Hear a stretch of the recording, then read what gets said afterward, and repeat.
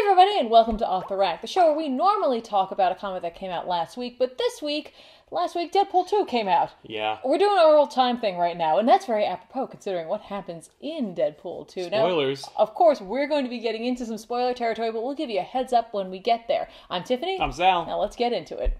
Deadpool 2 came out last week. We saw it. We have some feelings on it. We're going to jump into them. Before we do that, if you're just running out to the theater, you're on the fence as to whether or not you should see it, I say go check it out. You? Yeah, look, if you saw the first Deadpool, go and see it. If you didn't and you have interest, you can still go and see it. One of the folk we went with revealed to us after we saw Deadpool 2 that they hadn't seen the first Deadpool, and they were fine. Now, I'm amazed we found someone who had not seen it. Yeah. And yet, you can definitely check it out. So, yeah, Deadpool 2, which actually was funny. There was a lot of, weird marketing around it. Great, brilliant marketing, but there's also, the plot synopsis was under tight wraps, and so it was all about, a bovine attack or something. It was very weird. It's always very frustrating to read, because I'm like, what? Give me a breakdown of what the plot was, and they don't tell you. No, they won't do that. It's all over the place. And honestly, their marketing team, if we can just talk about that really quickly, I would love to be a part of that marketing team. Because, I'm sure a lot of you saw that right before the movie came out, there were suddenly all these, Fox movies that had Deadpool on the cover. I'm like, Deadpool was in all the movies or whatever. And it says in the back something like, sorry, Deadpool's not in this, but you're still probably going to enjoy it or something. Yeah, it's very funny. That's amazing. And even when we got to the theater, the poster that they had up for Deadpool 2 was this incredible, illustrated, Rainbow Bright. Yeah, style poster that was up there, and I was like,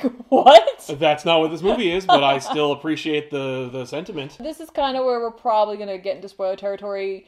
It'll probably just happen. Yeah, so I wouldn't cherry pick it. I'd add it to your watch later list and then catch us afterwards. We'll see you guys later. That's right, Don't forget to come back here. No, please. Come hang out with us. So Deadpool 2, directed by David Leitch, or Leitch. Tim Miller's gone. New dude. Yeah. Who actually directed a Deadpool short between Deadpool 1 and Deadpool 2. And also was a stunt coordinator, and he most notably directed Atomic Blonde. Yeah, and it definitely had a different feel than the first one. Yes, very much so. Most of the cast is all back, except for those who died. And so, right off the bat, I kind of knew that they were going to kill off Vanessa. Yeah, I had Not that I knew it because of spoilers, but yeah, it's just you kind of had that feeling because it's you gotta...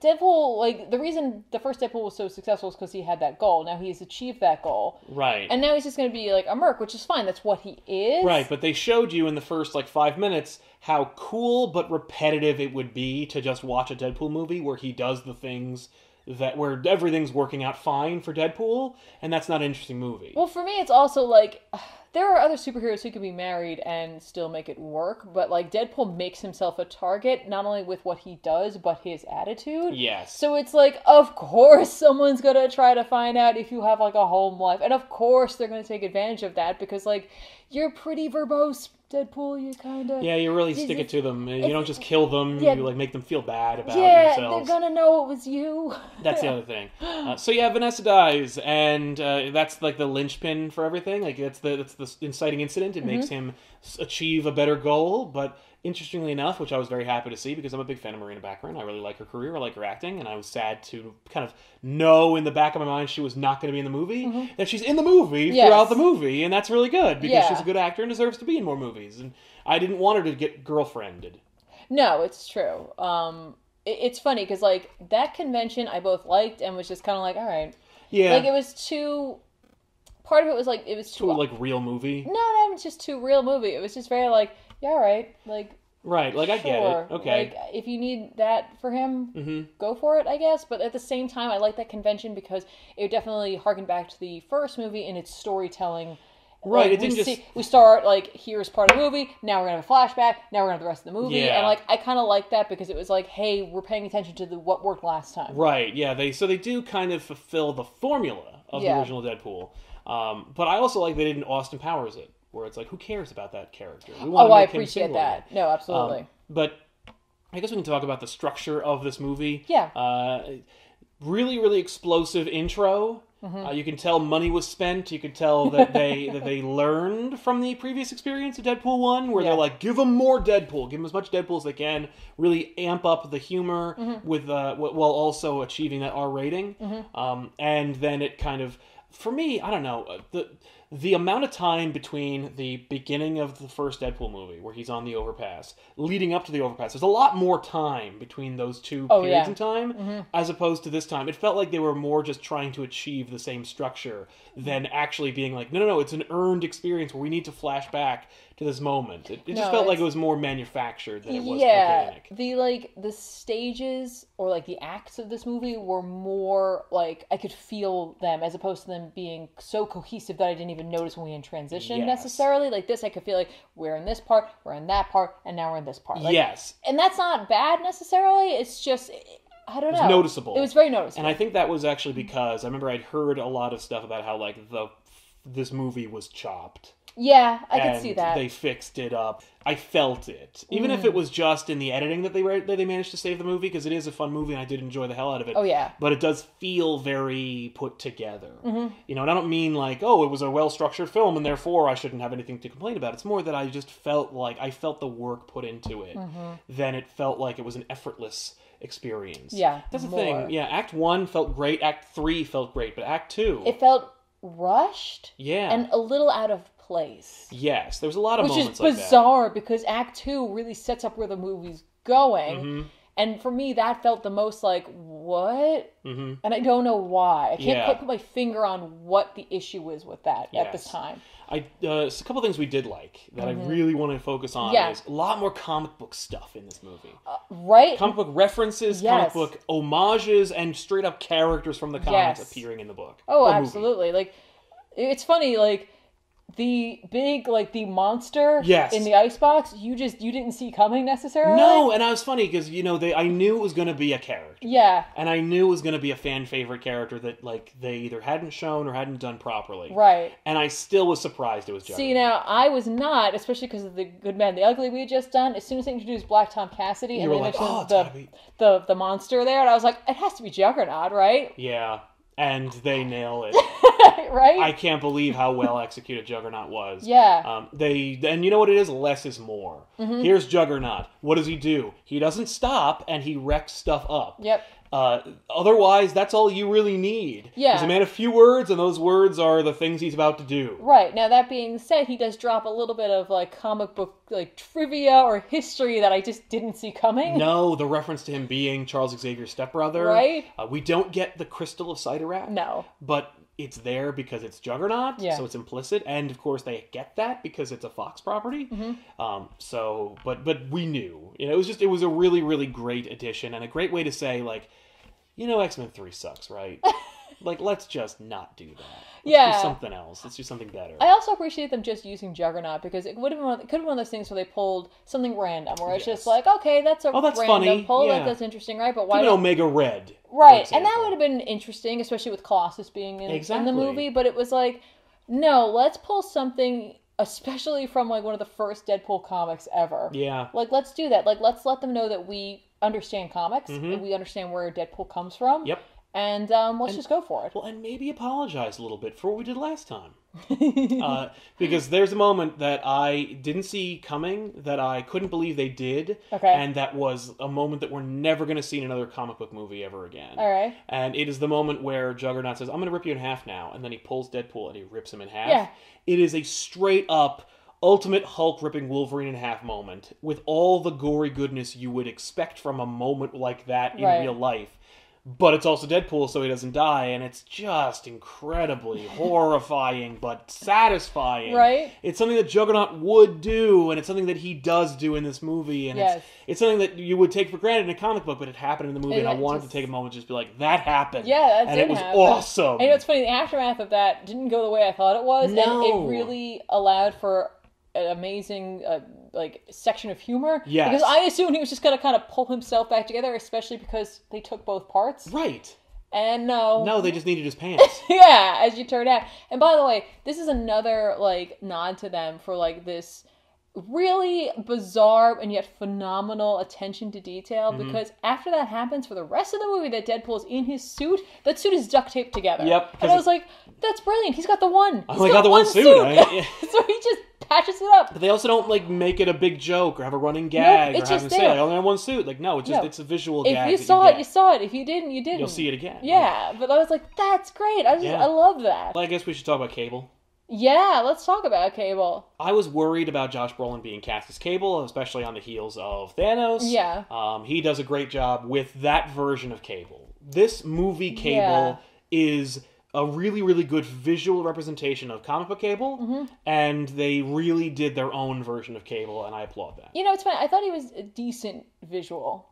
Yeah. You know, it's funny because it's like, you have a movie like Deadpool, and Deadpool's wearing, like, the Deadpool suit, and it's bright to some degree. I was missing some of the color. Yes, I agree. Well, and then some of the additional some of the stuff. You might as well just go for it, you know what I mean? He should have been comic book Cable, like, with an X on his belt, and, like, all these different shoulder pads. I don't know if I need that non-stop much. Pouches for days. I wish it had been a little further to the comics. I get it, he's the straight man, like, he is there simply to fulfill the role of having someone for Deadpool to just bounce off, like, you know, say things to him and not have them react, right? Yes.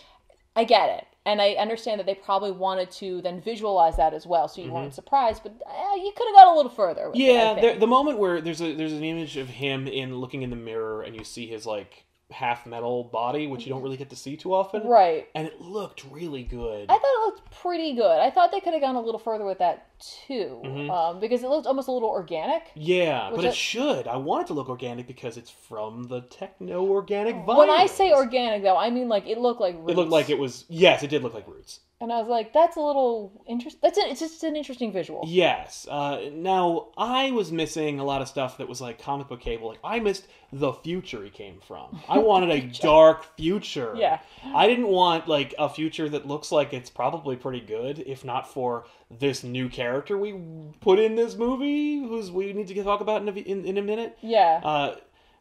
I don't know. I get it. The Cable needs to have a paralleling goal to Deadpool. And it needs to be a family. It can't be the future of humanity. I think that this was an instance in which they looked at the budget, they looked at what buckets they had to put the money in, and I think the Cable future bucket didn't show it. Right. But like, I think they felt like they needed to make you understand that he came from another future. So they just showed you the apartment. Right. And, like, kind of, like, off in the distance. You see a little in the background, things are going down. Yeah, it's not good. Yeah. Certainly not good, but I think that they decided to allocate money elsewhere. Yes. Especially when you have, as Deadpool calls it, like a big CG fight between Colossus and Juggernaut. That's where the money's going. You're going to need to put some money over there. Yes. But I did, as a comic book fan, I missed the fact that, like, if you're going to redeem Juggernaut, maybe you could redeem Apocalypse. Yeah. Because the whole idea of this plot was the Kid Apocalypse story, where Deadpool has to save Kid Apocalypse. Yeah. And we missed that. Instead, we got who we got, and it was weird. I don't know. That whole thing was a site of contention for me. And the only reason why I say that is because Fire Fist... Yeah, Fire Fist. ...was so distractingly specific. For me, it was just that he was so larger than life, and you put him next to Deadpool, who is already the largest compared to life that they're in. Yeah. And so it felt like they were trying desperately to make sure the spotlight was on that character, but I'm there to see Deadpool. Yeah. And, like, a lot of my being distracted by this character came in that second act. Yes. And in that, like I said, like, there's something up with that second act. Yeah. And, like, I'm wondering if they ended up going back and changing and cutting some things, because it just seemed like there was a lot of, like, character growth and, like, emotion that he goes through in a short amount of time, where it just seems like, what? Yeah. Like, it's too rapid. No, his goal is very weird, and it ramps up in a very... Yeah, and I think they just didn't quite hit the nail on the head, because over time you start to understand that his goal is really just acceptance. Right. And it doesn't necessarily shine through all of the, weird quirks that they gave him. Yes. Yeah. You know, like, it's just, you kind of lose that, and it becomes very muddy. And that might have been my major gripe with the character. Right? And, like, again, I don't think that that's the actor's fault, necessarily. And I don't necessarily even think it's, like, a huge problem with the movie. I think it's just something where it was just, like, that was a shame, and I kind of wish, again, I think editing would have tightened that up a little bit more to make it a little more streamlined. Yeah. Just a few characters come back. Colossus, a fun arc, and I really like what he did. I don't want to dwell too much on it, but I really liked what they did with Colossus. Yeah. But to contrast that, I really didn't like what they did with Negasonic Teenage Warhead. Well, they had to get rid of her because now they had the kid. Yeah. Which is too bad. She wasn't in it quite as much, and I liked her, especially in the last one, as a foil for Deadpool. As a quote-unquote millennial foil for Deadpool. Like, I really enjoyed that. Yes. And she was just severely lacking. But, the fact is, they put her in because they knew she was a fan favorite. Mm-hmm.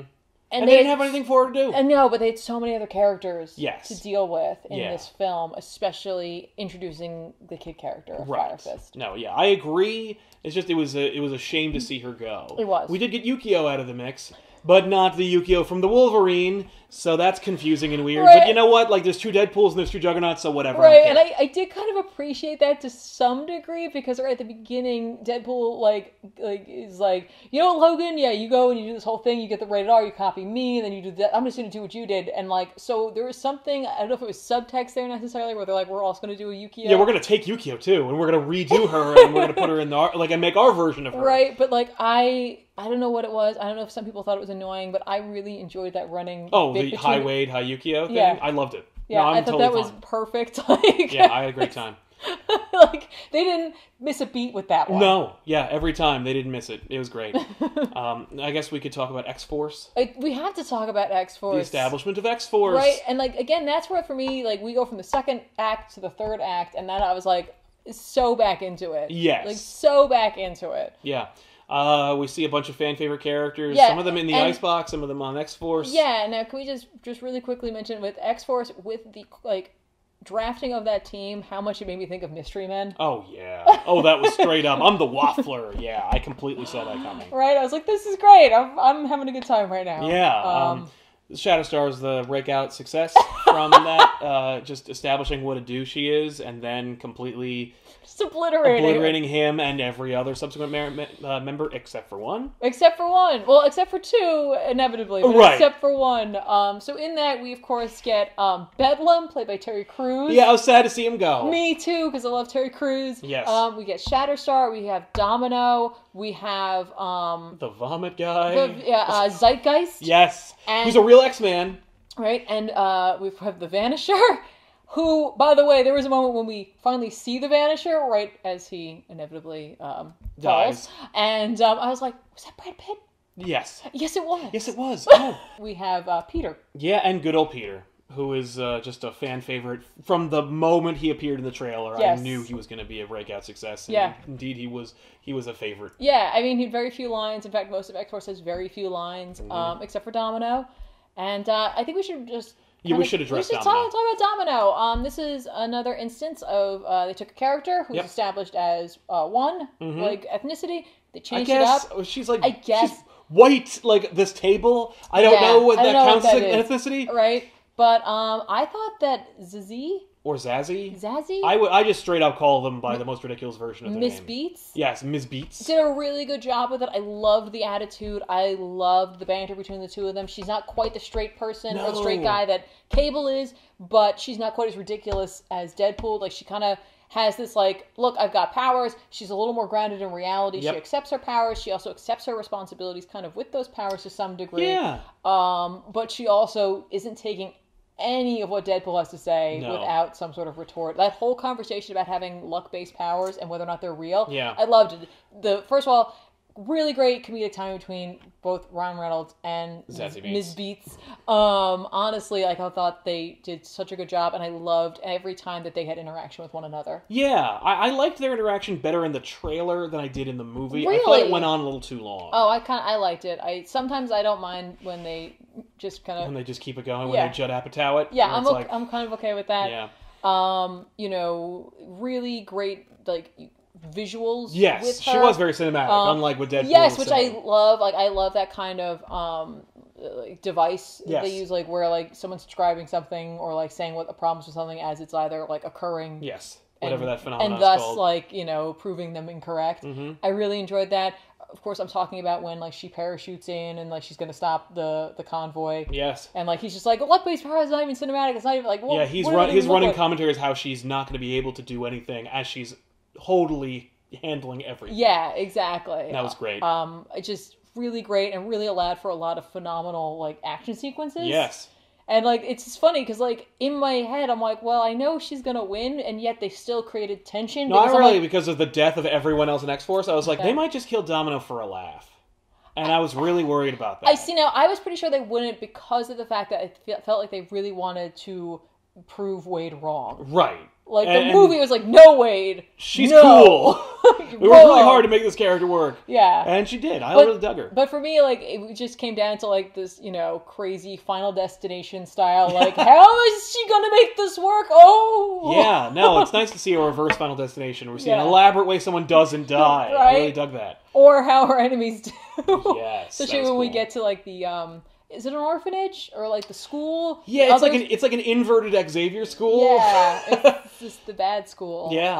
But like when we're there in particular, it was a very Final Destination for those poor guys. Oh yeah. I mean, they're jerks, so eat it. No, it's fine. I don't feel bad at all for anyone who dies. Those orderlies, no. Overall, it was just a straight up, like, it was fun. It was not too. It dragged in a few places, but it didn't feel like a long movie. No, it didn't. It's funny. This movie had a lot more in terms of serious moments. Yes. Like a lot more so. I think they felt like they earned them with the good favor from the first movie. They're like, we can get away with having, like, real acting from Ryan Reynolds and Marina Baccarin. Yeah. We can have real scenes between, like, with Cable where he's actually emoting. Yeah. And I gotta give them credit. Like, I know Ryan Reynolds is way into being Deadpool, but they did a really nice job of finding a legitimate way to show his face in this film, even though we're beyond the point where we should be seeing it. Yes. But, like, it worked. Finally, we can talk about the post-credits or mid-credits sequence, which might have been my favorite moment from the movie. And it was, Cable sacrifices his ability to go back in time to save Deadpool. He's going to hang around. By the way, quick aside, Fire Fist blows up Deadpool and then inverts his costume to make it look like his X-Force costume. Yes! Super cool nod. Right? Wade gets Yukio and Negasonic Teenage Warhead to fix the time slider. Yes. And so he uses it immediately to benefit himself. Right, which is so funny because for a second I was like, oh, he's going to actually give it to Cable. Why would I think that? Well, maybe he'll give it to him when he's done with it. Why would I think that Wade Wilson would be like... Yeah, well, it's funny because even when he gets it, I'm like, oh, what's he gonna, like, what are we gonna do? What's gonna be the joke? How long is the sequence gonna be? And he first thing he does is saves Vanessa, and the producers are saying it's canon. So no, whole movie's undone, or at least the part where she dies. Cool, fine, okay, I'm in. That's great. Yeah, he just has to do everything else. Yeah, I'm okay with that. That's fine. But that was great. Yeah. And then, of course, when he goes back and rescues the Wolverine franchise from himself. Yes, well, I also enjoyed that out of X-Force, he only saved Peter. Yeah. Because he's like, screw the rest of them. He just what did Bedlam do? No! Yeah. You had an opportunity. Terry Crews would love to be in these movies. I'm sure you could have saved Bedlam. I get letting Shatterstar go. Oh, well, and he was such a jerk. That's just kind of weird, so why? I get it. You killed Peter. But, like... But come on. Come on, Bedlam? Yeah. Well, they could always say they saved him off camera. No. But then he saves X-Men Origins Wolverine. Yep. Kind of. Well, he saves himself from it. And that is amazing. That was spectacular. But all we know for a fact is, what's his name's not coming back. No, Shatterstar? No. Oh, Bedlam? No. The Vanisher? No. Zeitgeist? TJ Miller. Yeah. He's not coming back. No. Sorry, TJ. You know what? I'm not. Don't be a freaking idiot. Yeah. Anyway, so there you go, everybody. Thanks so much for watching and checking out our review of Deadpool 2. And let us know in the comment section down below what you think of Deadpool 2. Yeah. Looking forward to continuing the chat down there. We'll see you guys next time with an all-new episode of Off the Rack. I'm Sal. And I'm Tiffany. Thanks for watching. Bye.